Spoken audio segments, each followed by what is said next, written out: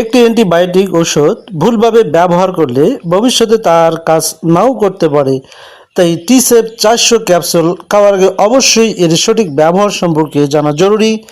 আজকের এই ভিডিওতে আমরা জানাবো টিসেপ 400 ক্যাপসুল কি, কী কাজে ব্যবহার করা হয় এবং এর পার্শ্ব প্রতিক্রিয়া কী এবং কোন বিষয়গুলো অবশ্যই মনে রাখতে হবে।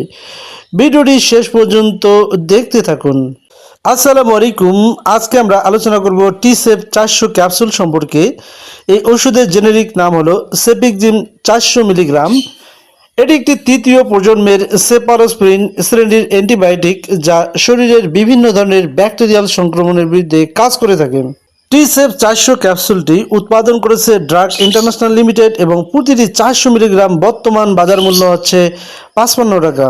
প্রথমে একটি গুরুত্বপূর্ণ বিষয় জেনে রাখা ভালো, সেটি হচ্ছে এটি শুধুমাত্র ব্যাকটেরিয়ার বিরুদ্ধে কাজ করে। ভাইরাসজনিত সর্দি কাশি বা ফ্লুতে এই ওষুধ কোনো উপকার নাও করতে পারে। এবার জানবো টিসেপ 400 ক্যাপসুলটি কিভাবে কাজ করে।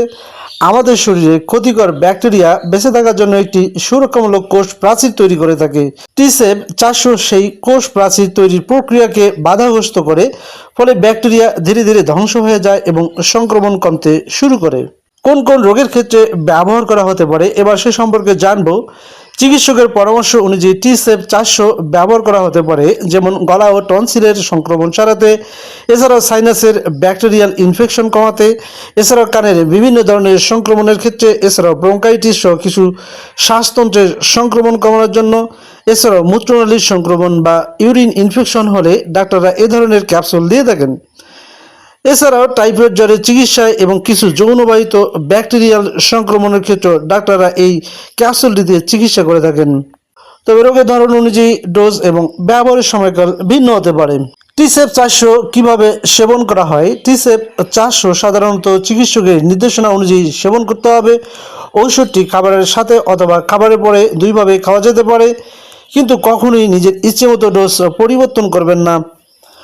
বন্ধুরা, এই ক্যাপসুলটি সাধারণত ডাক্তাররা দৈনিক 2 বেলা খাওয়ার পরামর্শ দিতে পারেন, তবে রোগের ধরন এবং বয়স অনুযায়ী এর ডোজ পরিবর্তন হতে পারে।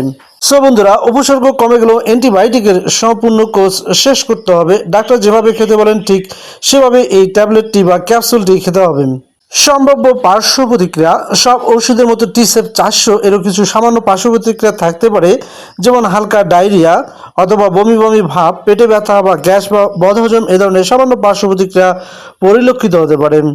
কারা কারা সতর্ক থাকবেন? যাদের পেনিসিলিন বা সেফালোস্পিরিন গ্রুপের ওষুধে অ্যালার্জি রয়েছে, এছাড়াও কিডনিতে সমস্যা রয়েছে, এছাড়াও গর্ভবতী বা শিশুকে বুকে দুধ খাওয়াচ্ছেন, এরকম মায়েরা খাওয়ার আগে অবশ্যই ডাক্তারের সাথে পরামর্শ করে নিয়ে খাবেন।